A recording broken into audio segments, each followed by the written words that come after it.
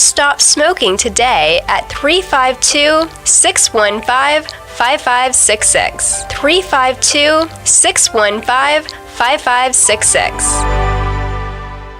Bicycles are great fun. You see nature up close.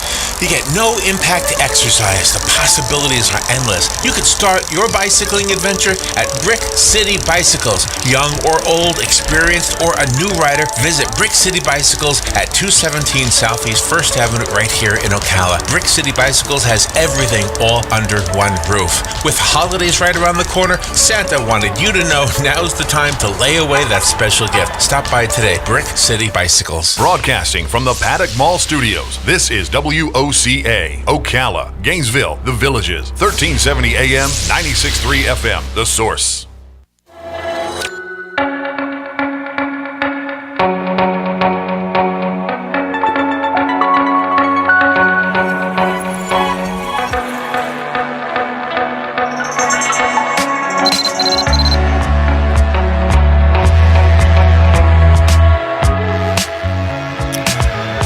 All right, 24 minutes before 11 o'clock. Thank you for tuning in. You and I, Robin, were one time doing a show over at Barnes & Noble.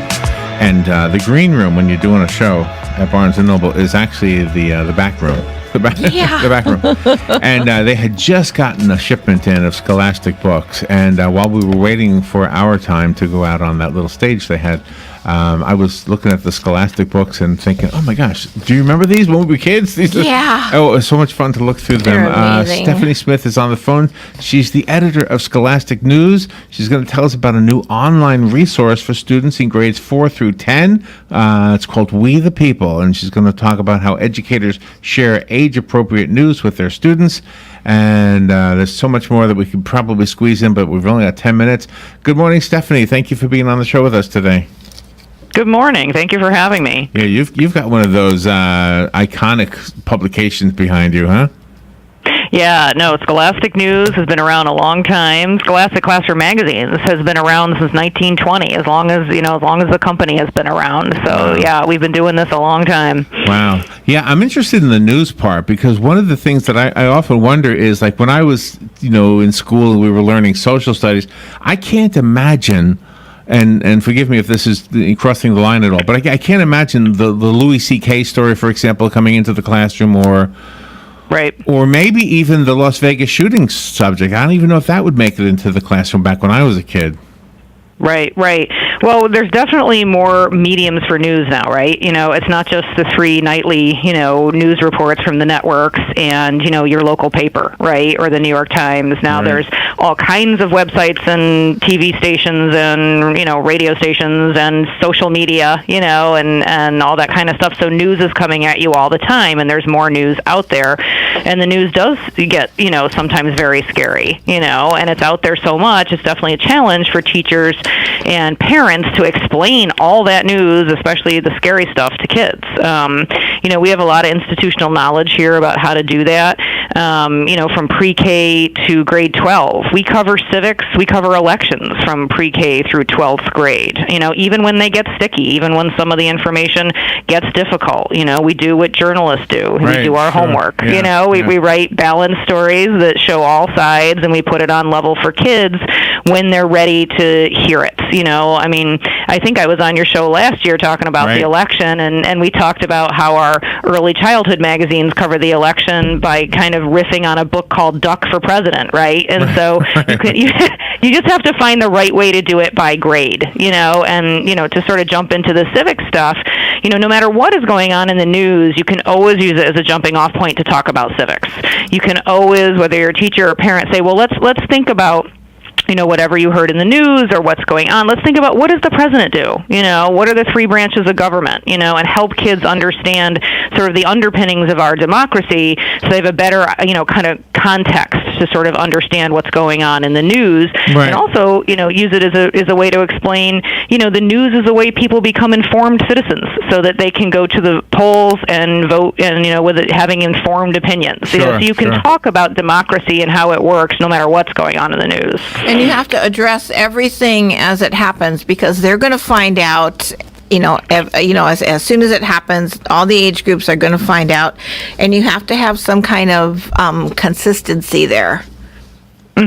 Right. Yeah. I mean, it's the news can be scary, as we went back to. You have to sort of understand, what's appropriate by grade, and when you do decide that there is a topic that you have to cover because the news is just so big, and parents and teachers will need help explaining it. Like, for instance, when the Sandy Hook shooting happened, we knew a lot of kids probably would hear about that, and that they would be nervous and scared, or there'd be rumors or misinformation out there.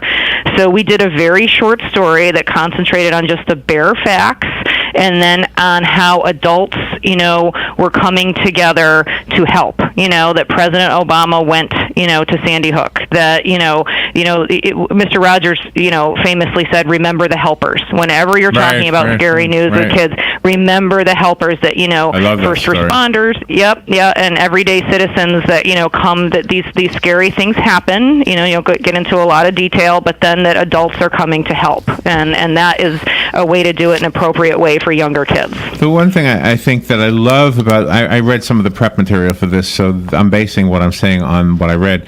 I think the idea that you are giving children, it's hard to get your head around the fact that you actually are the government in this country. It's hard to wrap your head around it. When you're in school, the principal is the principal. You're not the principal. Right. But in this country, you are the boss collectively. And the information that I read regarding the civics lessons that Scholastic helps teachers teach, or helps parents teach, I think that's pretty important to know that president is there, or that congressman is there, because he represents you. Not that he's there on his own. He's not supposed to be making his own decisions. It's supposed to be us helping him with those decisions. Right. Exactly. I mean, hence the name of our website, right? We the People, right? We the People, yes. Those are the first three words of the preamble to the Constitution. And you're right. It's kind of hard to wrap your head around, but it's not as hard as you would think. I mean, if you think about kids, they're very opinionated, and they're very curious. And, they love to debate topics. They love to make their opinion heard. They love to vote in mock polls. So I honestly think that kids feel like they have a voice that they can use, sometimes more than adults do. We write about kids who go to city council meetings or write to their mayor because they're concerned about something in their community, or work with their state legislators to get, let's say, the blueberry to be the state fruit. Right. Like they know. Right.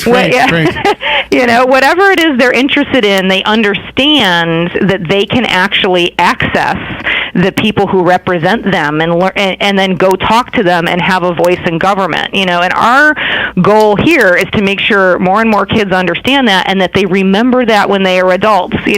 Write to your congressman, educate yourself, vote. The voice that they somehow inherently think they have when they're younger, they need to remember that they have that as an adult too, and to be an educated, informed voter.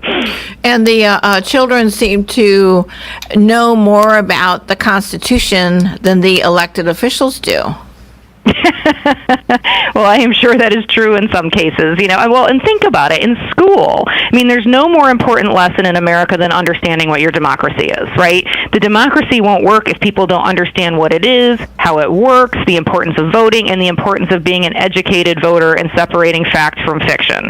And kids are being taught this in school just like they're being taught everything else. And what a lot of adults need to understand is homework doesn't end when you're out of school, right? You still need to do your homework, and read a bunch of sources and think hard and then make a decision. And kids do that all the time. It's not hard to get them to do that. Exactly. So let's see. What do we do? We go. Is it the website We the People? Is that the website? Yeah, wethepeople.scholastic.com. Okay, wethepeople.scholastic.com. Okay, that's what I didn't have that last part there. Okay, and is there anything? Is it interactive? I haven't gone to the site yet. What it is it's a collection of a lot of our best content about civics and media literacy. So there's some, articles in there about kids doing civic-minded things, but there's also videos. We also posted background information from our Grow Your Encyclopedia.